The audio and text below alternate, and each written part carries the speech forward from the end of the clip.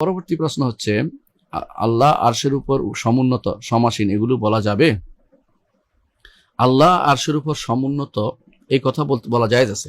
সমুন্নত অর্থ হচ্ছে তিনি উপরে, তিনি আল্লাহ আরশের উপর উপরে আছেন, উন্নত আছেন, উপরে উপরে উপরে আছেন। কিন্তু সমস্যা হচ্ছে এটা আরেকটা আয়াতের অর্থ হয় না। সে অর্থটা কি? যেখানে আল্লাহ বলছেন আর রহমান আলা আরশ ইস্তাওয়া, রহমান আরশের উপর উঠেছেন, এখানে কিন্তু সমুন্নত বলেন না। সমুন্নত অর্থ হচ্ছে একটা ওখানে আছেন, আর উঠেছেন বলে এটা ফেল হবে। আমরা আল্লাহ তাআলার জাতি সিফাত, সমুন্নত অর্থ হল অলু, আল্লাহ তাআলার অলু সাব্যস্ত করছেন, তিনি আল্লাহ তাআলার ইস্তেওয়া সাব্যস্ত করেন নাই। এই জন্য যে ব্যক্তি বলবে হ্যাঁ অলু সাব্যস্ত করা শুদ্ধ, আল্লাহ তাআলা সবকিছুর উপরে এটা সাব্যস্ত করা শুদ্ধ, কিন্তু এটা আয়াতের অনুবাদ নয়, আর রহমান আলা আরশ ইস্তাওয়ার অনুবাদ নয়। অনুরূপভাবে অন্য আয়াতে আল্লাহ তাআলা যেটা বলেছেন যে সুম্মা ইস্তাওয়া আল আরশ, তারপর তিনি আরশের উপর উঠেছেন, এটারও শুদ্ধ অনুবাদ নয়। তাহলে এই অনুবাদ যেখানে পাবেন এটা ভুল, আপনাকে মনে রাখতে হবে, কারণ এখানে ফেইল আছে। ফেইলের অনুবাদ আসে নাই। সিফাতে ফেইলিয়া, আল্লাহর সিফাতে ফেইলিয়ার অনুবাদ না আসার কারণ এটা ভুল, এটা ভুল। তবে সমুন্নত কথা ভুল না, আমরা বলেছি কেন, আল্লাহ জাতিয়া সত্তাগতভাবে তিনি সমুন্নত, সবকিছুর উপরে উঠা আছেন। আর সমুন্নত শব্দটা মানুষ বুঝে না, এমন কোন ধাঁধা শব্দ ব্যবহার করা উচিত না যা মানুষ বুঝে না, কারণ এগুলো অর্থ বুঝার জন্য আল্লাহ তাআলা নাজিল করেছেন, তার সিফাতগুলো অর্থ বুঝার জন্য। এই জন্য সিফাতগুলো অর্থ বুঝতে হবে আমাদেরকে।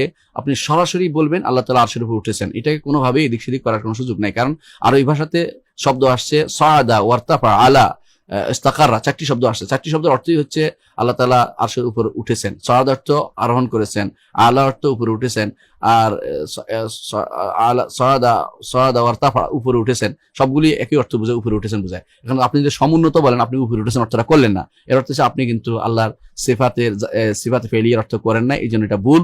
হ্যাঁ, আমরা বলছি না যে সমুন্নত কথা ভুল, সমুন্নতটা অন্য অর্থে, এটা হলো অলুর অর্থে সমুন্নত, ঠিক আছে, কিন্তু আপনি ইস্তেওয়ার অর্থ করেন নাই, এই জন্য ইস্তেওয়ার অর্থ না করলে আপনি এখানে ভুল হচ্ছে। আপনি আল্লাহ তাআলা সিফাতকে যদি আপনি বুঝে শুনে অস্বীকার করে থাকেন তাহলে কুফরি হয়ে যাবে, কাফির হয়ে যাবেন। আর যদি বুঝে শুনে না ভুলই করছেন তো ঠিক করে নেন।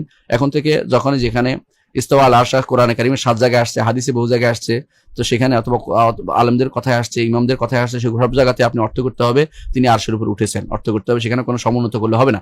আর যেখানে মুস্তাওয়ী আল আরশ শব্দটা আসছে অর্থাৎ আরশের উপর আছেন, উপরে আছেন, সেখানে উপরে অর্থ হয়, সেখানে আপনি সেখানে অর্থ করতে পারবেন যে সমুন্নত, কারণ অলু এটাও আল্লাহর একটা সিফাত, সেটা অর্থ করবেন, কিন্তু সেই অর্থটা এখানে আসবে না, ইস্তাওয়ার অর্থে আসবে না। আশা করি বিষয়টা বুঝছেন। আর সমাসীনটা কোনোভাবে আসবে না। সমাসীনটা কোনোভাবে কেন আসবে না? সমাসীন অর্থ হচ্ছে আসন গ্রহণ করেছেন যিনি। আমরা তো আল্লাহকে আসন গ্রহণ করেছেন এইভাবে কথাবার্তা বলি না। আল্লাহ আমরা বলছেন আরশের উপর আছেন, আরশের উপর উঠেছেন, দুইটা বলি, কিন্তু আমরা কোন আসন গ্রহণ করেছেন, বসেছেন, এটা কিন্তু আমরা বলি না। যদি বলে কোনো দলিল থাকে সেটা আমরা অস্বীকার করি না, কিন্তু এটা ইস্তেওয়া আল আরশের সঠিক অর্থ নয়। এই জন্য আমরা সমাসীন অর্থটা আমরা না করার জন্য নির্দেশনা দিব, সমাসীন অর্থটা আসবে না, ভুল। অনুরূপভাবে কেউ অধিষ্ঠিত করেন, এটা তো মোটেই অর্থ নয়। অধিষ্ঠিত অর্থ হল ইস্তাওলা, এটাও শুদ্ধ নয়।